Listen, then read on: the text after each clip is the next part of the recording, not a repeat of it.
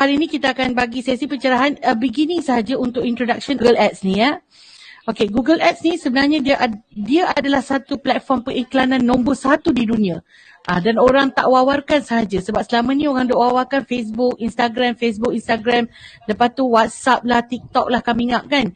Jadi sebenarnya Google Ads ni adalah satu platform pengiklanan yang paling efisien dan yang paling ramai sekali orang gunakan.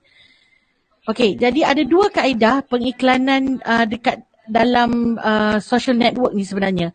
Satu yang kita dah biasa dengar selama ni, kita dengar orang buat iklan di Facebook dan iklan di Instagram. Okey, iklan di Facebook dan Instagram ni adalah apabila kita yang mencari orang. Tapi dalam Google Ads ni, dia adalah orang yang masuk dalam kita punya web page ni adalah orang yang memang dah ada hajat. Sebab apa? Dia yang cari kita. Dia yang cari produk kita. Dia yang cari bisnes kita. Dia yang cari servis kita. Itu perbezaan antara dua kaedah pengiklanan ni lah. Jadi dalam Google Ads ni pula, kalau kita nak tahu kos pengiklanan dia sangat murah. Sebab apa? Tadi kita siarkan advertisement kita mencari orang untuk pergi kepada orang-orang targeted. Kita kena teka-teka dan menaget-naget orang ni semua kan. Tapi dekat dalam Google Ads ni, dia tidak ada charge. Melainkan kalau orang tu mula klik masuk dalam web page kita. Google Ads ni yang bestnya, kalau kita ni semua sebagai beginner, kita tak nak spend duit kita banyak-banyak, bertaburan kita pun tak pandai lagi kan. Jadi, kita hanya boleh mulakan kempen dengan RM50 sahaja dekat dalam Google Ads tu. Google akan bagi kita kredit sebanyak RM150 percuma untuk kita run lagi kita punya advertisement nanti. Jadi untuk beginner kita tak payah nak ada modal yang besar. Kita cuma spend RM50, try je dulu. Lepas tu kita ada dapat free lagi RM150, kita boleh guna dan untuk buat advertisement kita dekat dalam tu.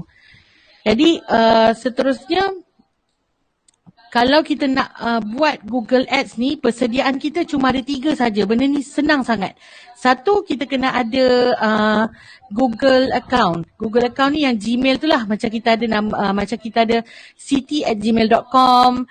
Lepas tu yang kedua, kita kena ada yang wajib sekali adalah web page. Web page ni umpama kedai kita lah. Sebab web page ni dia yang akan menerangkan dan dia akan ada ayat-ayat yang convince dan menggoda customer. Itu kekuatan yang perlu ada dekat dalam web page tu lah. Kemudian kita perlu ada debit card ataupun credit card lah untuk kena ada. Untuk persediaan untuk buat Google Ads. Okay. Jadi apa yang anda perlu tahu tentang Google Ads ni? Satu, kita kena belajar keywords. Apakah perkataan-perkataan yang orang selalu guna untuk type dalam Google search. Untuk langkah pertama, kalau kita ni buat pasaran dalam Malaysia saja, kita type dulu dekat atas ni.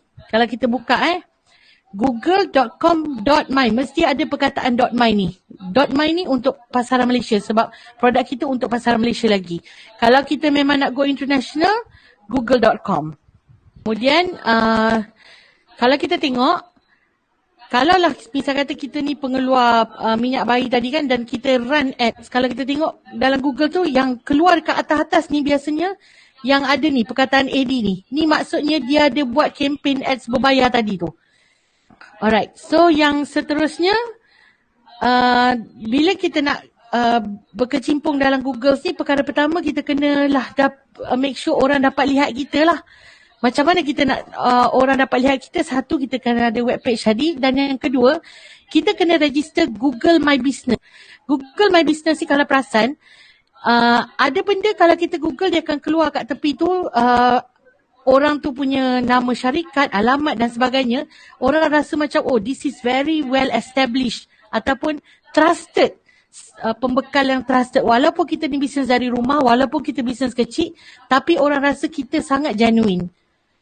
Okay, dan satu lagi memang saya tekankanlah web page atau landing page yang menggoda lah. So, yang itu sedikit sebanyak perkongsian untuk kita faham apa dia Google Ads sebenarnya dari segi pemahaman sahaja.